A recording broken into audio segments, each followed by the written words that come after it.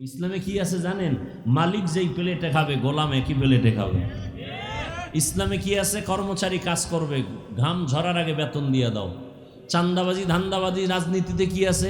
মালিক খাবে 5 টাকা দামের খেজুর দিয়ে ইফতারি, কর্মচারী খাবে পায়ে ফিসা 8 আনা দামের টা, আর আন্দোলন করবে বৈষম্য কমাও। মাইকে চাপাবাজি করবে, কেউ খাবে কেউ খাবে না, তা হবে না তা হবে না। ওদিক দিয়া টাইম মতো কর্মচারীর বেতনটা দেওয়া হবে না।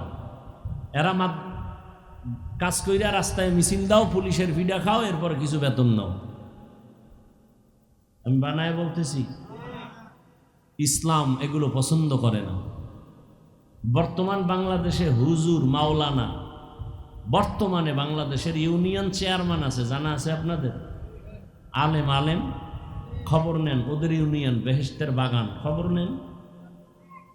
এদেশের জাতির দায়িত্ব যদি আলেমের হাতে চলে যায়, কিছু হোক বা না হোক, চুরি হবে না, দুর্নীতি হবে না, জুলুম হবে না। কত আর নাপাক খাবেন? খাইতে খাইতে তো পেট ভরছে, আর কত? এরপরে যদি সোজা না হন, ওই ভূমিকম্প হয়ে থাইল্যান্ডের অবস্থা দেখছেন কয়েকদিন আগে, মায়ানমারের অবস্থা, বাংলাদেশ একটা বাড়ি মারলে শেষ। রহমতের নবী বলেন, আমি একদিন আমার হুজরায় ঘুমাইতেছি আয়েশার রুমে, মসজিদ আর আয়েশার রুম একই পাশাপাশি দেওয়াল। আমি মোহাম্মদ ঘুমাইলে আমার চোখ বন্ধ থাকে, কিন্তু আমার কলব ঘুমায় না। আমি ঘুমের মধ্যে ঢুকছি ঠিক এমন সময় হঠাৎ করে কানের মধ্যে কান্নার আওয়াজ। আমার সজাগ হয়ে গেলাম, আমি বের হইয়া তাকায় দেখি কান্নার আওয়াজ আসতেছে কোথা থেকে। দেখি মসজিদের ভেতরে কান্নার আওয়াজ। আমি বের হইয়া তাকায় দেখি গভীর রাতে নামাজের মধ্যে কে কান্না করে। আমি ঘুমাইতে পারলাম না, নজর করে দেখি সাধারণ কেউ না,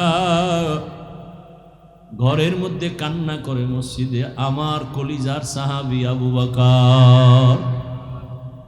মায়ার নবী দাঁড়াইলেন, সালাম ফিরে আবু বকর বের হইয়া দেখে নবী দাঁড়ানো। ইয়া রাসূলুল্লাহ, কেমন আছেন? আলহামদুলিল্লাহ। আপনি নামাজে দাঁড়ায় কাঁদলেন কেন?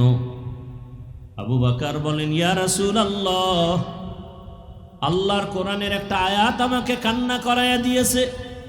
কি আয়াত? ইন্নাল্লাহা আশতারা মিনাল মুমিনিনা আনফুসাহুম ওয়া আমওয়ালাহুম বিআন্না লাহুমুল জান্নাহ। আল্লাহ বলছেন, মুমিনের জানমাল আমি আল্লাহ নিয়ে নিলাম, মুমিনের জান্নাত দিলাম। নবী বলেন, এটা তো খুশির কথা, কানলেন কেন? আবু বকর বলেন, ইয়া রাসূলুল্লাহ, আপনি জানেন আমি কাপড়ের দোকান দেই। আজকে আমার দোকানে এক মহিলার ছিল, বহুদিন আগে কাপড় নিয়ে ফিরাইয়া টাকা লয়ে গেছে। বিদায় বেলা মহিলাকে জিজ্ঞাসা করলাম, মা, আমার দোকানের কাপড় নিয়ে ফিরাই দিলেন কেন? মহিলা বলছিল, আবু বকর, বেয়াদবি মাফ করবেন, আপনার দোকানের কাপড় আমার পছন্দ হয় নাই। আমার ওই কথা মনে পড়ে কান্না, হাসরের ময়দানের কথা মনে পড়ে গেছে। ও নবী, আপনিই তো হাসরের কথা বলছেন, বড় কঠিন হালাত। আপনিই তো বয়ান করেছেন কিয়ামতের দিন সমস্ত নারী আর পুরুষগুলো উলঙ্গ দাঁড়াবে, সূর্য মাথার উপরে নেমে আসবে, সূর্যের গরমে জমিনটা তামা হয়ে যাবে, আর একদিকে জাহান্নামের চিৎকার। জাহান্নাম চিল্লায় বলবে, আল্লাহ, বেনামাজি গুলো কই? গুনাহগার গুলো আমার পেটে দাও। ওদিকে আমার আল্লাহ রাগান্বিত আওয়াজ দিয়া বলবেন, লিমানিল মুলকুল ইয়াউম লিল্লাহিল ওয়াহিদিল কাহ্হার। ও নবী, আপনিই তো বয়ান করছেন, এমন হালাত হবে যে গুনাহগার গুলো মাথার মগজগুলো টাস টাস করে ফেটে যাবে। আল্লাহ পাক যখন একটা ধমকের আওয়াজ দিবেন, হাসরের ময়দানটা কেঁপে উঠবে, থর থর করে কাঁপতে থাকবে। নবীদের কোনো গুনাহ নাই, সেই নবীরাও কান্না শুরু করবেন। ঈসা নবী কাঁদবেন, মুসা নবী কাঁদবেন, ইব্রাহিম নবী, আদম নবী, নূহ নবী কান্না করবেন, সবাই কান্না করবেন নিজের চিন্তায়। ও নবী, আপনিই তো বয়ান করছেন হাসরের ময়দানে সব উম্মতরা নবীদের কাছে গিয়াও কোনো সুযোগ পাবে না। আদম নবী তারায় দিবেন নিজের চিন্তায়, উম্মতের তারায় দিবেন। মুসা নবী নিজের ফিকির নিয়ে কাঁদবেন, উম্মতকে সুপারিশ করবেন না। এক পর্যায়ে আমার আল্লাহর আদালতে যখন দাঁড়ানো হবে, আমার আল্লাহ তখন রাগান্বিত আওয়াজ দিয়া মানুষকে ডাকবে, আসো,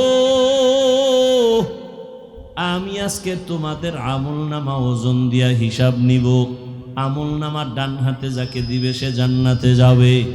এক একজন নাম ধরিয়া যখন ডাকবে, আল্লাহ পাক যদি আমি আবু বকরকে ডাক দেয়, ও আবু বকর, আমার জান্নাত পাইয়া তুমি কি আমল নিয়ে আসছো বলো। আমি যদি আল্লাহর কাছে পেশ করি, হে আল্লাহ, নামাজ নিয়ে আসছি, রোজা, তেলাওয়াত, সব আমল। ওই মহিলা বলছিল কাপড় ফিরাইয়া দেওয়ার কারণ পছন্দ হয় নাই। আমার মাওলা যদি বলে ফেলে, আবু বকর, তোমার আমল নিয়ে জাহান্নামে যাও, আমার জান্নাত ফিরায় নিলাম। কেন? তুমি যে নামাজ পড়ছো, তুমি যে তেলাওয়াত করছো, আমার কাছে পছন্দ হয় নাই। যেইভাবে নামাজ পড়লে আমি খুশি হব, ওই নামাজ তুমি পড়ো নাই। যেইভাবে তেলাওয়াত করলে আমি আল্লাহ খুশি হব, ওই তেলাওয়াত তুমি করো নাই। তখন আমার হাতে জাহান্নামের হ্যান্ডকাপ লেগে যাবে। হাসরের ময়দানের ভয়ে ওমর কান্না করে, নবীও কান্না করে। হাদিসে পাকে একটা ঘটনা দেখলাম, কিয়ামতের ময়দানে একজন বান্দার ওজন যখন দেওয়া হবে আমল, একটা নেকের অভাব, এত নেক, শুধু একটা নেক যদি পায় সে এখনই জান্নাতে যাবে, কিন্তু একটা নেক নাই। আল্লাহ তখন বলবে, যাও তো হাসরের মাঠে ঘুইরা দেখো তোমার আপন কে আছে, একটা নেক দিয়া তোমাকে সাহায্য করবে। মা বাবা ভাই বোন সব পালায় যাবে, সব দূরে যাবে, কেউ দিবে না। লোকটা কানবে আর ঘুরবে, কে আছে, আমার একটা নেক দাও। হঠাৎ করে একটা বুড়া মানুষ বলবে, এই দাঁড়াও, কি চাও? তাই একটা নেক। কেন? আমার জীবনের সব নেক ওজন দিয়ে একটা নেকের অভাব। বলে, আমার কাছে একটা নেক আছে, আমার কাছে একটা নেক ছাড়া কিছু নেই, সব গুনাহ গুনাহ গুনাহ। তোমার আমি একটা নেক দিয়া দিলাম, কারণ একটা নেক দিয়া আমি জান্নাত পাবো না, কিন্তু তোমারে দিলে যদি আমার মাওলা দয়া করে তোমারে জান্নাত দেয়, আমার দিলটা একটু শান্ত হয়ে যাবে।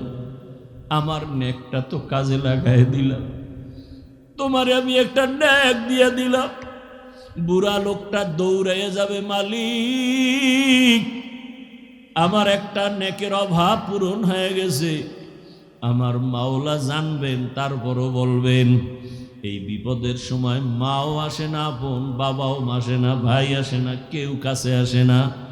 বিপদের মধ্যে এই মুহূর্তে একটা নেক তোমারে কে দিয়া সাহায্য করলো, তারে ডাকো। ডাকার পর ওই বুড়া এসেও হাজির। এই, তুমি আরে নেক দিছো?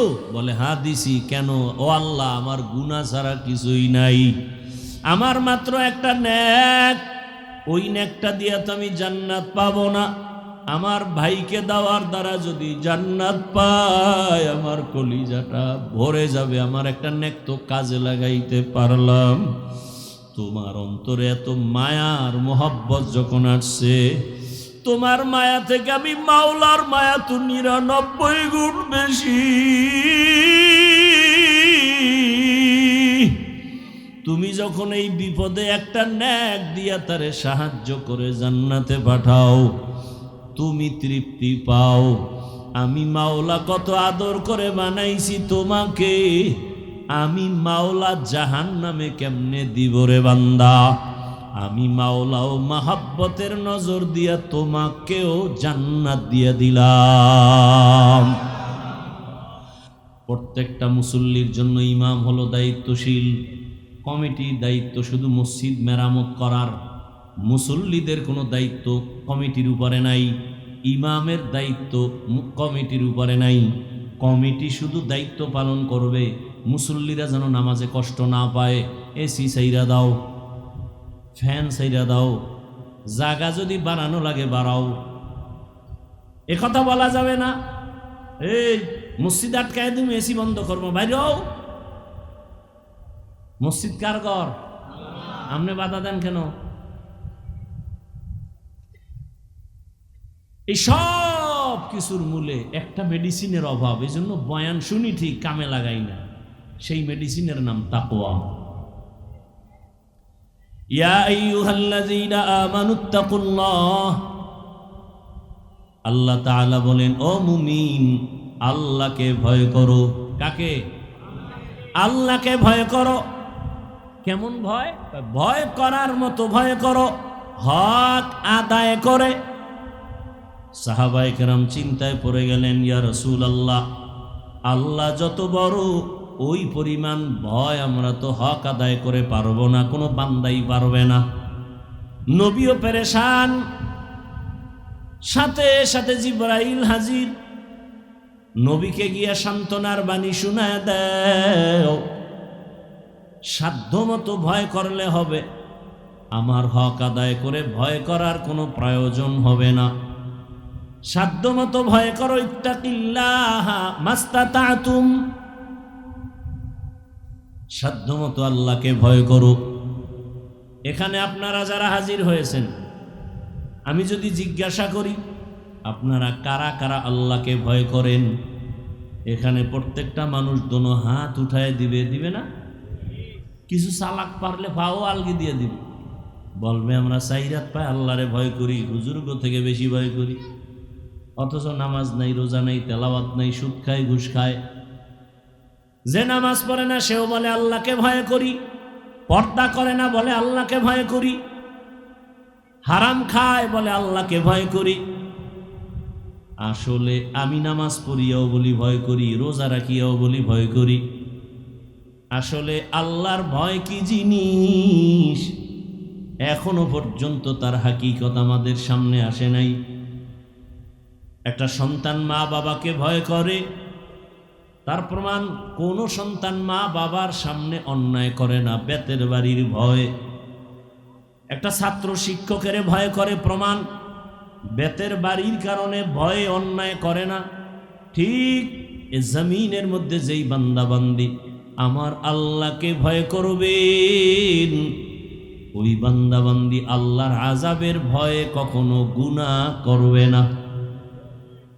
हर के दारत खौफ हक़दार दिल मदम जन्नतुल मअवा देहद ओ राम काम जुज़बा हक़ ची ज़े मखाअज इंसुजा फज़ले उआ मस्ते दर जुमला जहां। আপনারা কি এখন ঘুমাবেন? কেউ মোবাইল আবিষ্কারের পরে রাতে কেউ ঘুমায়? বোকারা ঘুমায়, বোকা। বুদ্ধিমান ঘুমায় না। এরা সবাই তাহাজ্জুদের টাইমে মোবাইলের হক আদায়ে ব্যস্ত। কি যদি আল্লাহ উসিলায় মাফ করে। এদিন এক চোরার ঘরের চোরা এসে ছবি তুলতে আমার সাথে, এই হাতটা ঘাড়ের উপর দিয়ে হুজুর এদিক, যদি আল্লাহ উসিলায় মাফ করে। আমনে গো কি কম, আমগো জাতি ভাই গো যেই রোগে পাইছে, ছবি ছবি ছবি ছবি, শুধু শুধু আকাম, বিনা কারণে এমনিই ছবি, এমনিই ছবি, কবিরা গুনাহ, কবিরা গুনাহ, কবিরা গুনাহ। বইছেন বেহেশতের বাগানে, করতেছেন কবিরা গুনাহ। সান কপাল না হইলে এটা সম্ভব। जिंदगी में बंदगी तू करना है, जिंदगी में बंदगी तू करना है, जिंदगी बे बंदगी शर्मिंदा है, जिंदगी बे बंदगी शर्मिंदा शर्मिंदा है। दुनिया में हो दुनिया का तलबगार न हो, बाजार से गुजर हो खरीदार न हो। ये दुनिया एक मिसले कागज फूल है, ये दुनिया एक मिसले कागज फूल है। जिंदगी में बंदगी तू करना है, जिंदगी बे बंदगी शर्मिंदा है, जिंदगी बे बंदगी शर्मिंदा है। जिंदगी में बंदगी कुन बंदगी, बंदगी बे जिंदगी शर्मिंदगी। আল্লাহর ভয় যার অন্তরে থাকবে জীবন যাবে গুনাহ করবে না। আর এই ভয় বা তাকওয়া এটা জন্ম থেকে কেউ পায় না, দুনিয়াতে আসার পরে এটা অর্জন করতে হয়। কোথা থেকে তাকওয়া নিবেন? বলে তাকওয়ার গোডাউন আছে। লিকুল্লি শাইইন মাদিনুন মাদিনুত তাকওয়া কুলুবুল আরিফিন। প্রত্যেকটা ভালো জিনিস থাকার বা রাখার গোডাউন, তাকওয়ার গোডাউন হলো আল্লাহর প্রিয় বান্দাদের কলব।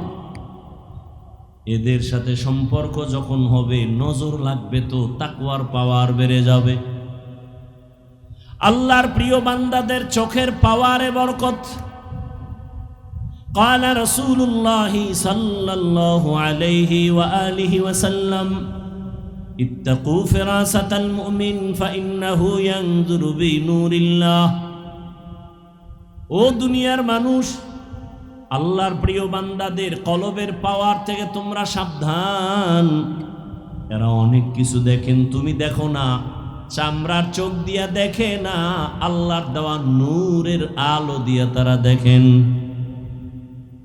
আর এই পাওয়ার আল্লাহ কোনো গুনাহগার বেনামাজিকে দিবেন না, তাকওয়ার উপরে যারা চেষ্টা চালায় তাদেরকে দান করবেন। ইয়া আইয়ুহাল্লাযীনা আমানু ইন তাত্তাকুল্লাহ ইয়াজআল লাকুম ফুরকানা।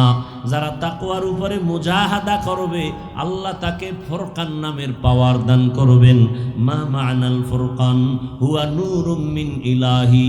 ফুরকান মানে আল্লাহর দেওয়া একটা বিশেষ পাওয়ার, হলো নূরের একটা আলো।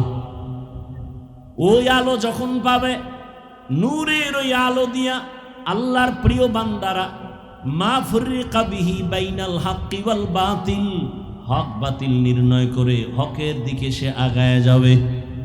قال رسول الله صلى الله عليه وآله وسلم لن تجتمع أمتي على الضلالة أبدا। যখন ফুরকান নামের পাওয়ার পেয়ে যাবে, সারা দুনিয়ার মানুষ যদি গোমরাহির পথে চলে যায়, ওই পাওয়ারওয়ালারা কখনোই গোমরাহির পথে যাবে না। আল্লাহ এদেরকে সাহায্য করবেন। তাকওয়া বড় দামি এক সম্পদ। ইন্না আকরামাকুম ইনদাল্লাহি আতকাকুম।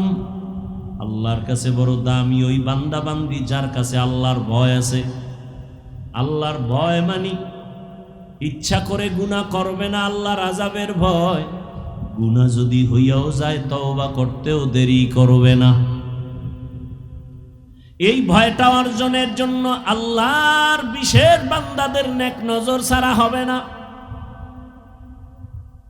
আল্লাহর প্রিয় বান্দা, এদের সাথে সম্পর্ক লাগাও, তখন তাদের সোহবত আর নজর লাগলে কলবে তাকওয়া চলে আসবে।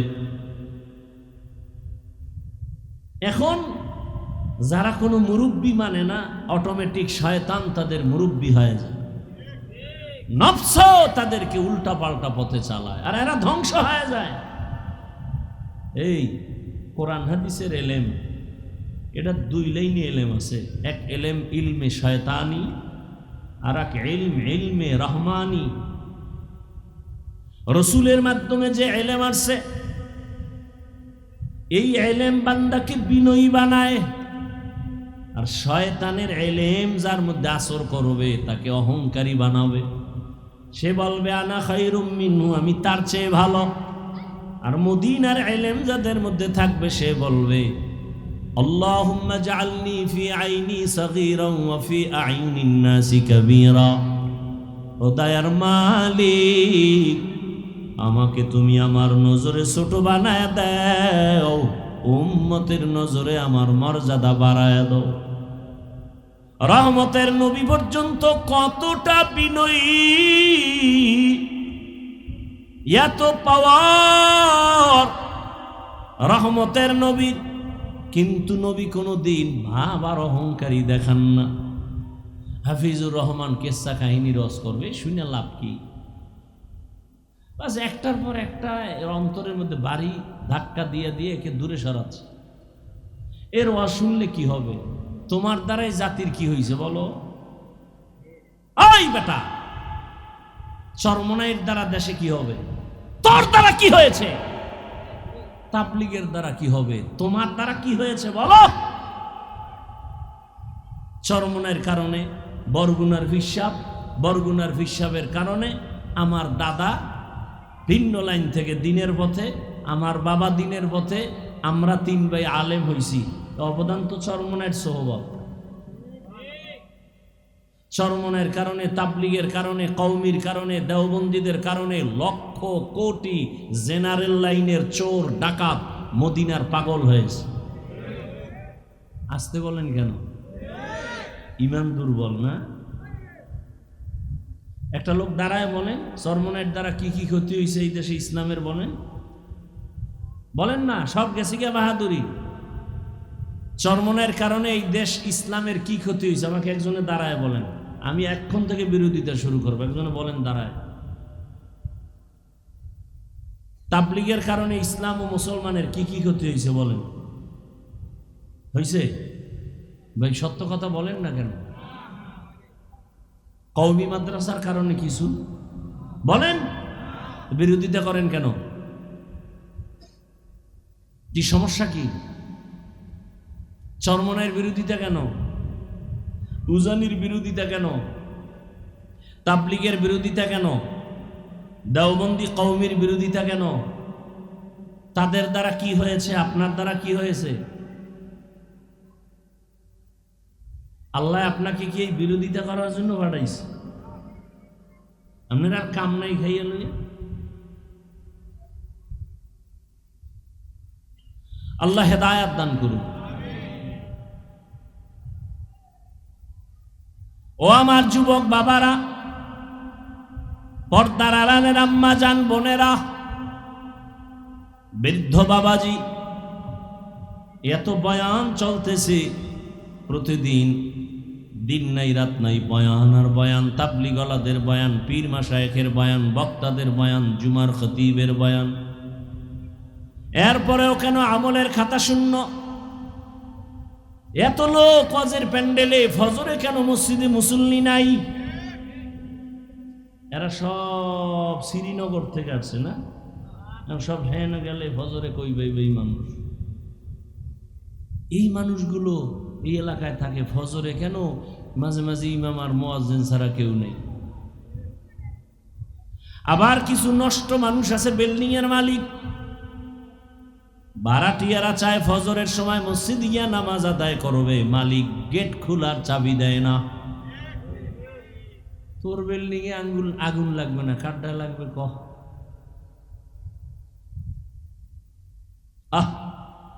অথচ উচিত ছিল দারোয়ানকে বলা আজানের টাইমে ডাকবি, সব তীরে ডাকবি, যে নামাজ পড়বে না ওর ভাড়াটি আমার বাসায় দরকার নাই।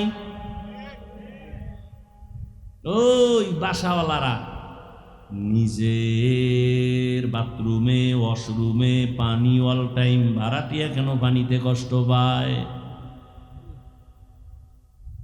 এই জুলুম চলেনি? জুলুমের বিচার মরার পরে না আগে? হ্যাঁ রেডিও। ভাইরা আমার,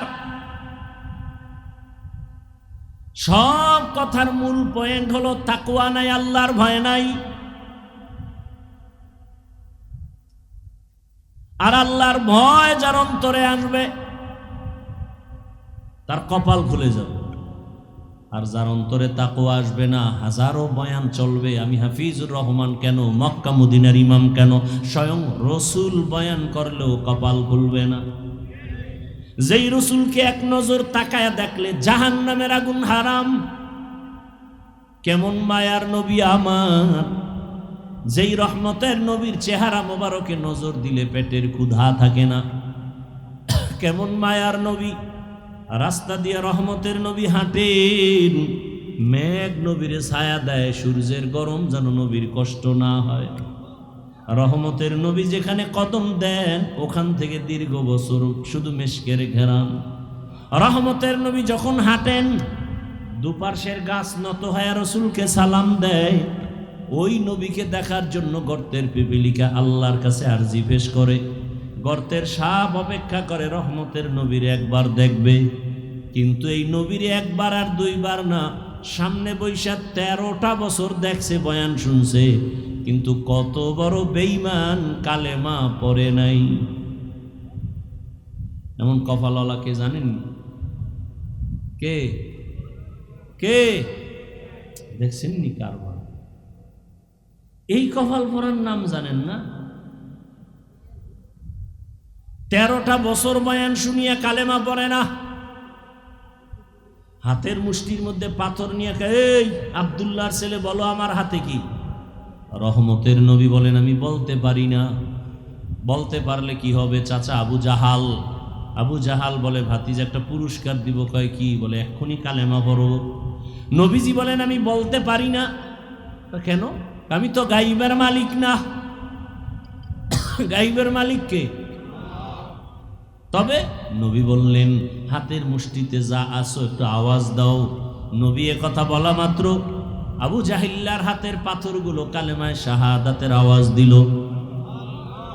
আবু জাহিল্লা কালেমা পড়বেনি, পাথরগুলো মাটির মধ্যে ফালায় বলে ভাতিজা তুমি এত বড় জাদুকর, আগে জানতাম না।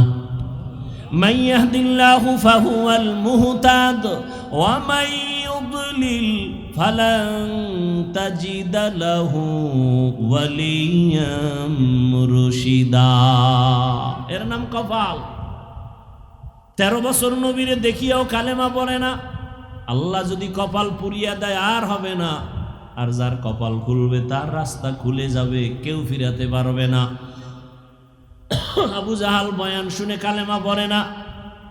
আর অন্যদিকে 27 বছরের একটা যুবক তরবারি নিয়ে দৌড়ায় নবীকে জবাই করার জন্য। কয় বছর? নবীরে জবাই করবে, কত বড় পাওয়ার। গিয়া নবীর চেহারাটা দেখা তরবারি ফালায় বলে রহমতের নবী আমাকে মাফ করে দেন, আমাকে কালেমা পড়ায়া দেন। জানেননি এই কপালওয়ালাকে কে? 13 বছর বয়ান শুনে কালেমা পড়ে না আবু জাহাল। আর ওমরের মতো বান্দা 27 বছরে নবীকে জবাই করতে গিয়ে কালেমাওয়ালা হয়ে গেল। তরবারিটা নিয়ে দাঁড়াইয়া বাইতুল্লাহর পার্শ্বে হাতিমে কাবা ডাক দিয়া কয় বেঈমান মুশরিকরা আয়, মুহাম্মদের বিরুদ্ধে যদি কিছু বলতে চাও আমার তরবারি যথেষ্ট। কেমন বেদা! ওমর এখন যেই পথ দিয়া চলে শয়তান ওই পথে আসে না, ভয়ে দৌড়। এখনো যার নাম ওমর দেখবেন খুব গরম, যার নাম আবু বাকার খুব নরম। এমন কি একটা কবিরেজি করতাম নি? কথা কেন মানবেন? হারারাত করেন আকামিটি মাইনেও বা কি? কেউ যদি অজু করে ঘুমাও, ঘুমের সময় আঙ্গুল শাহাদাত আঙ্গুল দিয়া বুকের উপরে এভাবে লেখবা ওমর, আইন মিম র আরবিতে। প্রতিদিন যদি আমলটা করিয়া ঘুমাও অজু সহকারে ওমর লেখা ঘুমাও, মৃত্যু পর্যন্ত স্বপ্নের কোনো দোষ হবে না। এবার বুঝো শয়তান কেমন ভয় পায়, খালি ওমর লিখে ঘুমাইব, শয়তান ওর দ্বারা এড়াইতে হবে। কেমন পাওয়া! 27 বছরের সন্তান, অর্ধ জাহানের খলিফা, আল্লাহর ভয় অন্তরে এই পরিমাণ আসছে। নবী কয়, ওমর আপনি আমাকে কেমন ভালোবাসেন? ওমরে ফারুক রাদিয়াল্লাহু আনহু বলেন, আমার সন্তান পরিবার থেকে আপনাকে বেশি মহব্বত করি বলে কামেল মুমিন হতে পারেন নাই। ওমর বলেন, ইয়া রাসূলুল্লাহ, তো কেমনে? জীবন থেকে বেশি। নবী বলতে দেরি, ওমর বলেন, আল্লাহর জাতের কসম, আমি আমার জীবন থেকেও আপনাকে বেশি মহব্বত করি। নবী বললেন, আপনি কামেল মুমিন হয়ে গেলেন। ওমরের মধ্যে আল্লাহর এত পরিমাণ ভয়, নবী বলেন, ওমরকে লাউ কানা বাদি নবিয়্যুন লাকানা ওমর, আমি মুহাম্মদের পরে আরেকজন যদি নবী হইতো, গোলাম আহমদ নয়, আমার পরে যদি আল্লাহ নবী বানাইতেন ওমরের বানাইতেন। অতএব ওমর যেহেতু নবী হবে না, গোলাম আহমদও হবে না। কেমন ওমর!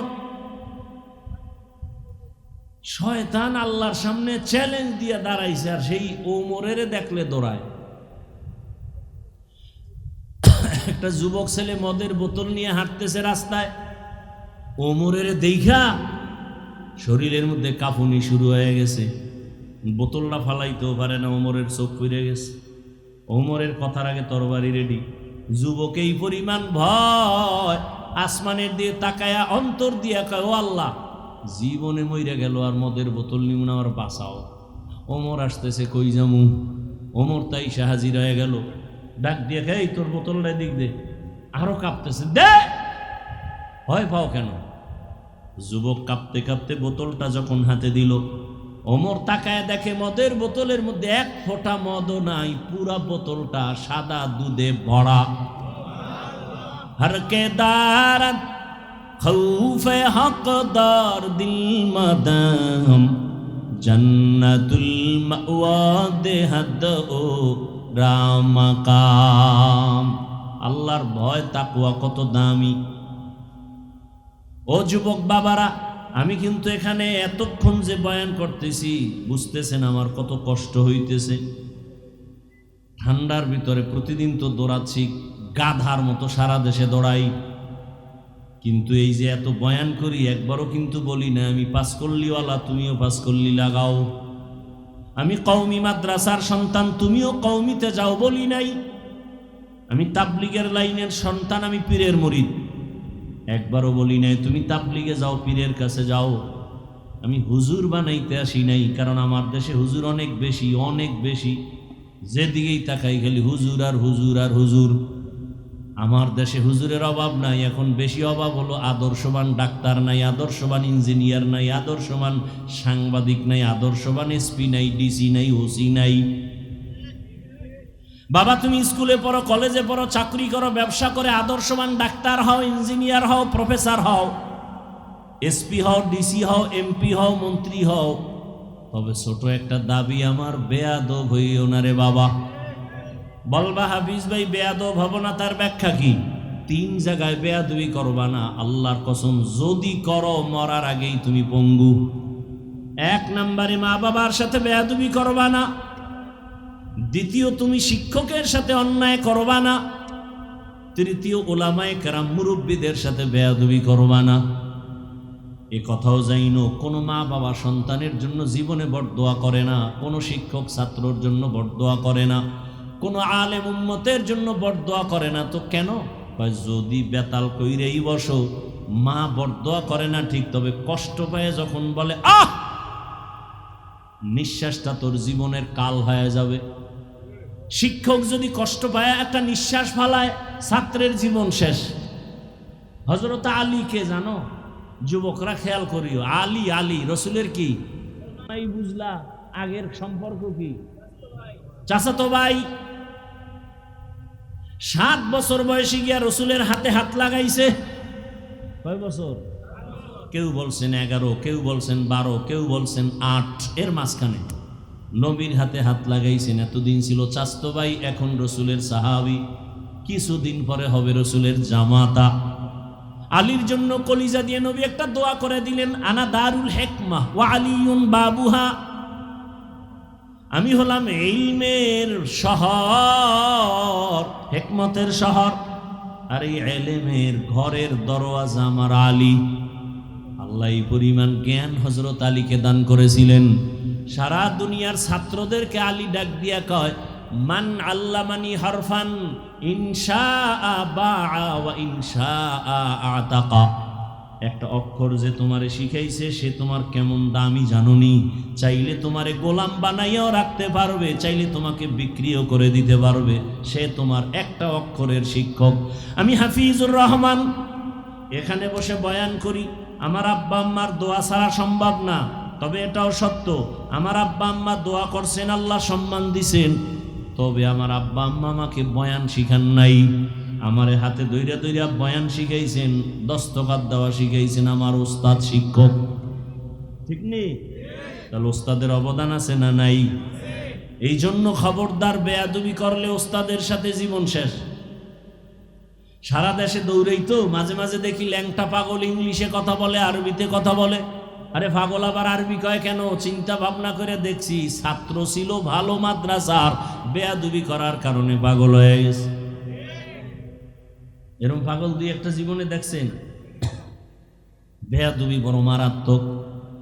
আমি 2004 ইংরেজি সালে আমি দাওরা শেষ করছি, চাঁদপুর জানি।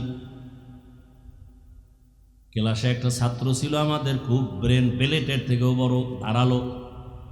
এই ফেসবুকের যারা মুরিদ আছে আমাকে মাদ্রাসার লাইনের, নাম বললেই চিনে ফেলবে। নাম বলবো না, খেয়াল করো, বুঝাবার জন্য বলছি। ক্লাসে 1 নাম্বার। মাঝে মাঝে দেখতাম হুজুরদেরকে এমন প্রশ্ন করে আটকাই দিত, হুজুরেরা লজ্জায়। মা বাবার সাথে মাঝে মাঝে এমন বেয়াদবি করতো, মা বাবায় দেখছি আমগো সামনে বয়ে মোনাজাত দিয়ে বরদোয়া করছে, খোদায় ধাক্কাইয়া দেওবন্দে লয়ে গেছে। কাসিমি হইয়া এরপর সোনার বাংলায় আইছে। কাসিমি হইয়া আসার পরে এখন যে মাদ্রাসায় যায় 1 মাসের বেশি টিকে না। কয়েক মাস আগে খবর পাইলাম এক জায়গায় মানুষে মাইরও দিছে বেয়াদবি করার কারণে। খালি আলেমের বিরুদ্ধে, খালি আলেমের বিরুদ্ধে, খালি আলেমের বিরুদ্ধে লেখতেই থাকে। আমি সারা বাংলাদেশে বলি, যারা আলেমদের বিরুদ্ধে লেখে বা বলে ওরা মা বাবার অভিশপ্ত সন্তান, বেয়াদব। ওর উপরে আল্লাহর লানত, ওর জীবন শেষ, মরার আগেও শেষ। দলিল নিবি? ছাত্ররা দলিল নে। ক্বালা রাসূলুল্লাহ সাল্লাল্লাহু আলাইহি ওয়া আলিহি ওয়া সাল্লাম, ইসনানে ইউআজ্জিলুহুমাল্লাহু ফিদ দুনিয়া, আল বাগিয়ু ওয়া হুকুকুল ওয়ালিদাইন। জুলুম করলে বিচার হবে মরার আগে। মায়ের সাথে জুলুম, বাবার সাথে জুলুম, শিক্ষকের সাথে জুলুম, বড়দের সাথে জুলুম, আলেমদের সাথে জুলুম। জুলুমের ব্যাখ্যা দিতে গেলে রাত পার। একজনাকে একটা কথা বইলে কষ্ট দিছে, এটাও জুলুম। একজনের ইজ্জত নষ্ট করছে, এটাও জুলুম। জালেমের বিচার মরার আগে হবে। চোখের সামনে আল্লাহ দেখাইতেছে, বুঝি না আমরা, বোকা। বিচার হইতেছে কিন্তু বুঝি না। বাচ্চা মানুষ, কোনো গুনাহ আছে? ঘরের বাচ্চা আপনাদের আছে? তোর পাও ভাঙছে গা?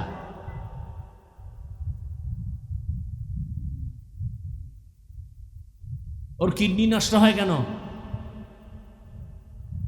বাচ্চার তো গুনাই শুরু হয় নাই, ওর উপরে এত বিপদ কেন? কান ধরে টান দিছে, মাথা চলে আসছে। অন্যায় সব মা বাবার, শাস্তি পায় সন্তান।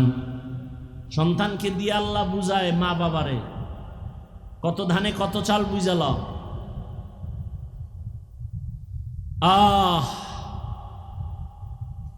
হযরত আলী বলেন, একটা অক্ষর যে শিখায় তার দাম কত? আমাকে চাইলে আজীবন গোলাম বানায় রাখবে, কিচ্ছু বলা যাবে না, অধিকার নাই। সে আমার ওস্তাদ, একটা অক্ষরের শিক্ষক সে আমার, আমি তার কাছে ঋণী। এরে আল্লাহর বান্দারা,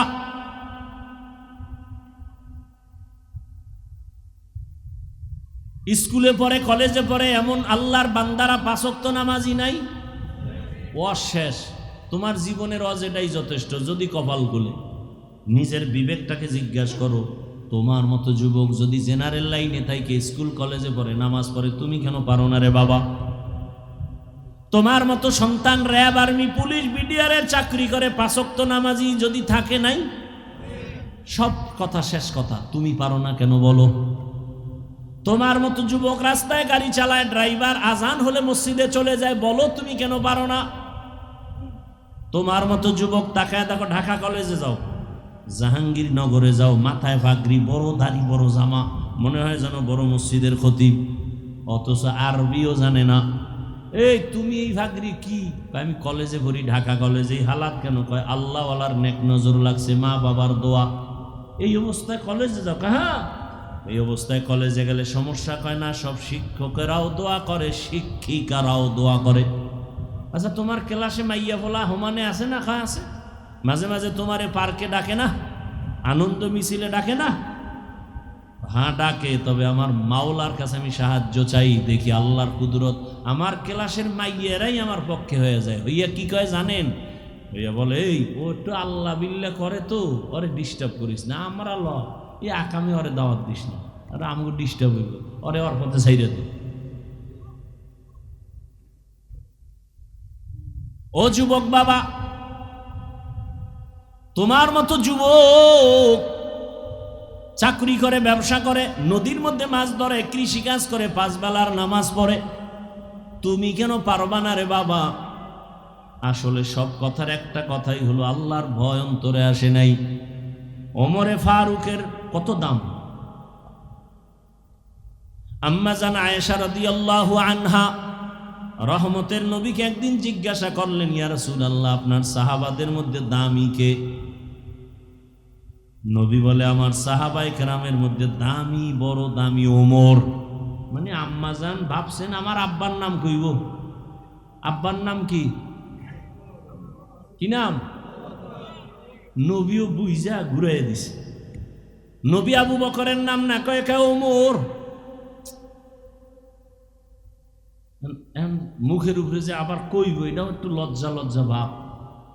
নবী কয়, আয়েশা জানো নি ওমরের পাওয়ার কত? আকাশের দিকে তাকায় দেখো, আকাশের তারকাগুলো অগণিত, গুণা যায় না। আমার ওমরের আমলও তারকার মতো অগণিত। আম্মা জানিটা শুনবে কি? শুনতে চায় আমার আব্বার খবর কি? নবী তো ঘুরাই ফিরাই কই না। কত আর মহিলা ফ্যাডে কথা রাখবে, ফট করে বলে ফেললো, ইয়া রাসূলুল্লাহ, আমার আব্বার খবর কি? নবী বলেন, আবু বকর। বলে হ্যাঁ। বলে সে কথা তো আলাদা। সারা দুনিয়ার মুমিনের আমল যদি এক পাল্লায় দেওয়া হয়, আমার আবু বকরের আমলের পাল্লা ভারী হয়ে যাবে। মাঝে মাঝে ওমর কয়, ও আবু বকর, আপনার জীবনের কোনো আমল লাগবে না, দুইটা আমল আমারে দিয়া, আমি ওমরের আমল সব আপনি নিয়ে যান। যেই দুইটা আমলে আপনার প্রতি আমার আল্লাহ ডাইরেক্ট সালাম জানাইছে। আবু বকরের ডাইরেক্ট আল্লাহ সালাম জানাইছে। বুঝেন তো আবু বকরের মর্যাদাটা কেমন, ওমরের মর্যাদা কেমন। নবীজি সাহাবাদের কিনিয়া বাইতুল্লাহ তাওয়াফ করে। নিয়ম হইল, তাওয়াফে আসলে কয়টা চক্কর? 7টা চক্কর দিয়া নিয়ম 2 রাকাত নামাজ পড়বে, অজিব। 7টা চক্কর দিয়ে নবী বলেন, এখন নামাজ 2 রাকাত যে পড়ব, কোথায় পড়ব? পরামর্শে বসে একজনে কয়, ইয়া রাসূলুল্লাহ, জমজম কূপের কিনারায়। আর একজনে বলে বাইতুল্লাহর দরজা বরাবর। ওমর কয়, মাকাম ইব্রাহিম, যেই পাথরের উপর ইব্রাহিম নবী দাঁড়ায় বাইতুল্লাহ নির্মাণ করলেন, ওই পাথরটা আজও আছে। মাকাম ইব্রাহিমের পেছনে 2 রাকাত পড়ি। নবী পরামর্শ নিছেন। নবীর আর পরামর্শের দরকার আছে, কিন্তু নবী তারপর পরামর্শ নিয়ে চুপ। সিদ্ধান্ত নবী এখনো দেয় না। সিদ্ধান্ত আসবে আরশে আজিম থেকে। জিবরাইল এসে হাজির, আয়াত নিয়ে বলে, ইয়া রাসূলুল্লাহ, আয়াত আল্লাহ দিয়া দিছে আর বলছে ওমর যেটা কইছে আল্লাহ মাইনে নিছে, আপনাকেও মানতে বলছেন। এবার বুঝেন ওমরের পাওয়ার কত। আর ১৫০০ বছর পরে সেই ওমরকে নিয়ে সোনার বাংলায় দাঁড়ায় যদি কোনো আলেম বলে ভণ্ড বেদাতি, ওর ১৪ গোষ্ঠী ভণ্ড।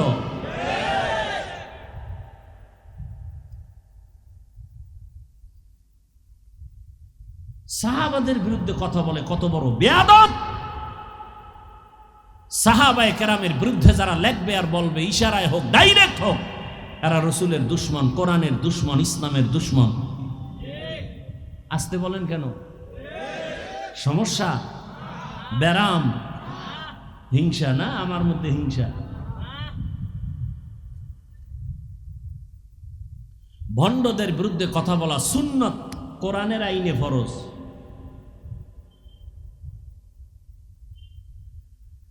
ভাইরা আমার, সেই ওমর কত পাওয়ারওয়ালা। সেই ওমর ঈদের দিন সবাই আনন্দ করে, আর ওমর দরজা লাগায় কান্না করে। আবু হুরায়রা রাদিয়াল্লাহু আনহু বলেন, খলিফাতুল মুসলিমিন কাঁদেন কেন?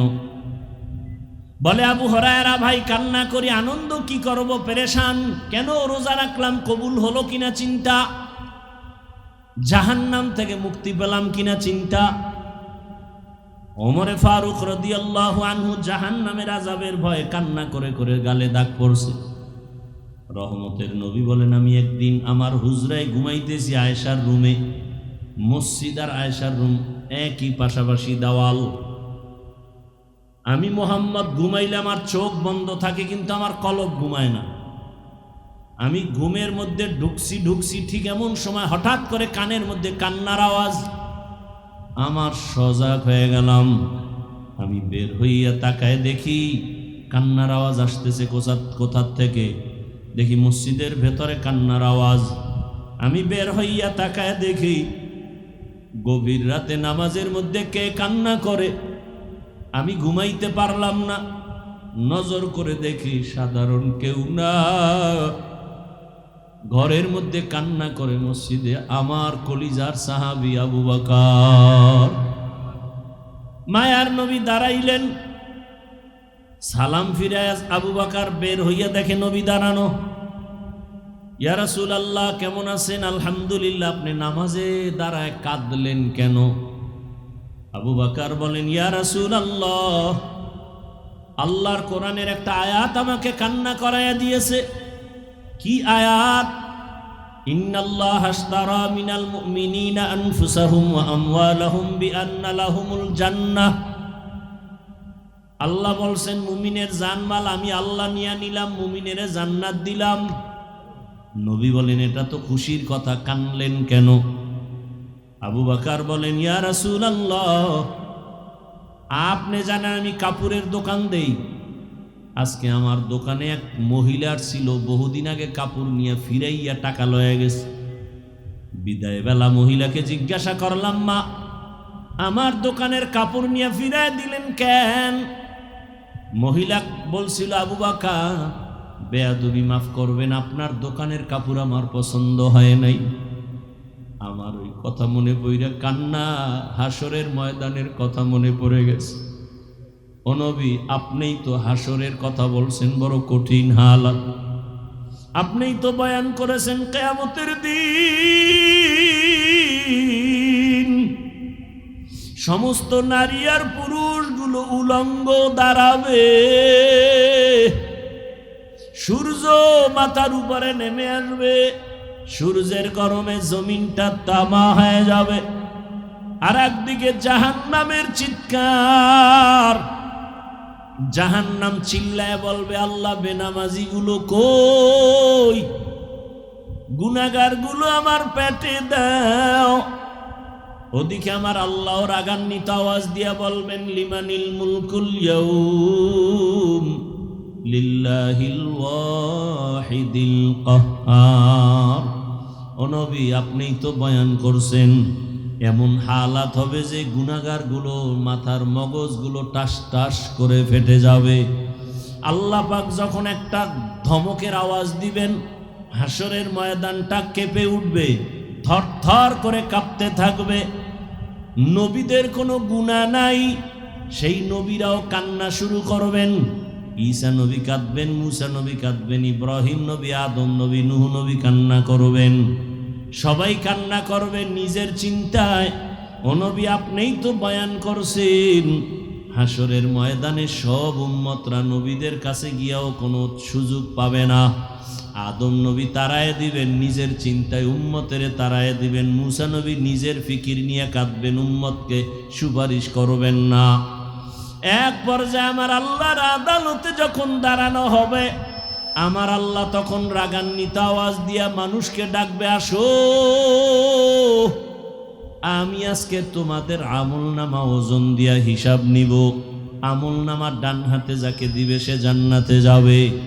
এক একজন নাম ধরিয়া যখন ডাকবে, আল্লাহ পাক যদি আমি আবু বকরকে ডাক দেয়, ও আবু বকর,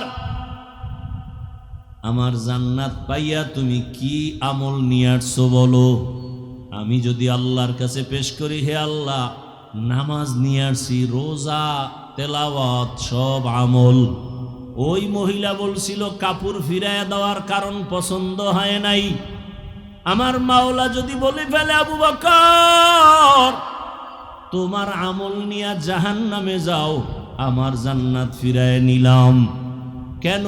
তুমি যে নামাজ পড়ছো, তুমি যে তেলাওয়াত করছো, আমার কাছে পছন্দ হয় নাই। যেইভাবে নামাজ পড়লে আমি খুশি হব, ওই নামাজ তুমি পড়ো নাই। যেইভাবে তেলাওয়াত করলে আমি আল্লাহ খুশি হব, ওই তেলাওয়াত তুমি করো নাই। তখন আমার হাতে জাহান্নামের হ্যান্ডকাপ লেগে যাবে। হাসরের ময়দানের ভয়ে ওমর কান্না করে, নবীও কান্না করে। হাদিসে পাকে একটা ঘটনা দেখলাম, কিয়ামতের ময়দানে একজন বান্দার ওজন যখন দেওয়া হবে আমল, একটা নেকের অভাব, এত নেক, শুধু একটা নেক যদি পায় সে এখনই জান্নাতে যাবে, কিন্তু একটা নেক নাই। আল্লাহ তখন বলবে, যাও তো হাসরের মাঠে ঘুইরা দেখো তোমার আপন কে আছে, একটা নেক দিয়া তোমাকে সাহায্য করবে। মা বাবা ভাই বোন সব পালায় যাবে, সব দূরে যাবে, কেউ দিবে না। লোকটা কানবে আর ঘুরবে, কে আছে, আমার একটা নেক দাও। হঠাৎ করে একটা বুড়া মানুষ বলবে, এই দাঁড়াও, কি চাও? কয় একটা নেক। কেন? আমার জীবনের সব নেক ওজন দিয়ে একটা নেকের অভাব। বলে, আমার কাছে একটা নেক আছে, আমার কাছে একটা নেক ছাড়া কিছু নেই, সব গুনাহ গুনাহ গুনাহ। তোমার আমি একটা নেক দিয়া দিলাম, কারণ একটা নেক দিয়া আমি জান্নাত পাবো না, কিন্তু তোমারে দিলে যদি আমার মাওলা দয়া করে তোমারে জান্নাত দেয়, আমার দিলটা একটু শান্ত হয়ে যাবে। আমার নেকটা তো কাজে লাগাই দিলাম, তোমারে আমি একটা নেক দিয়ে দিলাম। বুড়া লোকটা দৌড়াইয়া যাবে, মালিক, আমার একটা নেকের অভাব পূরণ হয়ে গেছে। আমার মাওলা জানবেন, তারপরও বলবেন। এই বিপদের সময় মাও আসে না, বোন বাবাও আসে না, ভাই আসে না, কেউ কাছে আসে না। বিপদের মধ্যে এই মুহূর্তে একটা নেক তোমারে কে দিয়া সাহায্য করলো, তারে ডাকো। ডাকার পর ওই বুড়াই সহ হাজির। এই, তুমি আরে নেক দিছো? বলে, হ্যাঁ দিছি। কেন? ও আল্লাহ, আমার গুনাহ ছাড়া কিছুই নাই, আমার মাত্র একটা নেক, ওই নেকটা দিয়া তো আমি জান্নাত পাবো না। আমার ভাইকে দেওয়ার দ্বারা যদি জান্নাত পায়, আমার কলিজাটা ভরে যাবে। আমার একটা নেক তো কাজে লাগাইতে পারলাম। তোমার অন্তরে এত মায়ার মোহব্বত যখন আসছে, তোমার মায়া থেকে আমি মাওলার মায়া তো 99 গুণ বেশি। তুমি যখন এই বিপদে একটা নেক দিয়া তারে সাহায্য করে জান্নাতে পাঠাও, তুমি তৃপ্তি পাও। আমি মাওলা কত আদর করে বানাইছি তোমাকে, আমি মাওলা জাহান্নামে কেমনে দিব রে বান্দা। আমি মাওলাও মাহাব্বতের নজর দিয়া তোমাকেও জান্নাত দিয়া দিলাম। ও আমার পর্দার আড়ালের মা বোনেরা, আপনার মতো কত মা কত বোন এখনো আছে, পর্দা করে, নামাজ পড়ে, স্বামীর মাল হেফাজত করে, মোবাইলে সময় নষ্ট করে না। আপনারা কেন পারবেন না? বৃদ্ধ বাবাজি আপনার মতো কত বুড়ারা মসজিদে গিয়া নামাজ পড়ে, আপনি কেন পারেন না? এখনো তওবা করেন ও মা বোনেরা। জীবনে আর নামাজ ছাড়বেন না, বেপরদায় চলবেন না, মোবাইলে সময় নষ্ট করবেন না, মা বাবারে কষ্ট দিবেন না, স্বামীর মাল হেফাজত করবেন, খেয়ানত করবেন না। বৃদ্ধ বাবাজিও তওবা করেন আর নামাজ ছাড়বেন না, দাড়ি কাটবেন না। ও যুবক বাবা, এখন থেকে তওবা করো। জীবনে কত নামাজ ছাড়লা, দাড়ি কাটলা, বেপরদায় চললা, মাওলাকে মনে মনে বলো আর তওবা করো। আর মা বাবার সাথে বেয়াদবি করবা না, শিক্ষকের বরদোয়া নিবা না, ওলামায়ে কেরামের দোয়া নিয়া পরামর্শ নিয়া নবীজির আদর্শ মেনে চলবা, নামাজ পড়বা, দাড়ি রাখবা, বেপরদায় চলবা না। তওবা করার মতো যদি নিয়ত হয়, খাঁটি নিয়তে দুটো হাত আল্লাহকে দেখায় দাও। আয় আল্লাহ, হাতগুলো কবুল করে নেন, তওবা কবুল করে নেন। তওবার উপরে মজবুত হইয়া চলার তৌফিক দান করেন, আমিন। আলহামদুলিল্লাহি রাব্বিল আলামিন, ওয়াসসালাতু ওয়াসসালামু আলা সাইয়্যিদিল আমবিয়াই ওয়াল মুরসালিন ওয়া আলা আলিহি ওয়া আসহাবিহি আজমাইন। ইয়া আরহামার রাহিমিন, ইয়া আরহামার রাহিমিন, ইয়া আরহামার রাহিমিন। রব্বিরহামহুমা কামা রব্বায়ানি সগীরা। আল্লাহুম্মা ইন্নাকা আফুউন কারীম তুহিব্বুল আফওয়া ফা'ফু আন্না। আল্লাহুম্মা ইন্না নাসআলুকা রিযাকা ওয়াল জান্নাহ ওয়া নাউযু বিকা মিন সাখাতিকা ওয়ান নার। ও দয়ার মালিক, আমরা গুনার বোঝা নিয়ে হাত তুলেছি। ওলামায়ে কেরাম, মুরব্বী, হাজী সাহেব, পর্দার আড়ালের মা বোনেরা, চাকরিজীবী, ব্যবসায়ী, যুবক, ছাত্র, মেহেরবানি করে আমাদের জীবনের সব গুনাহগুলো মাফ করে দেন।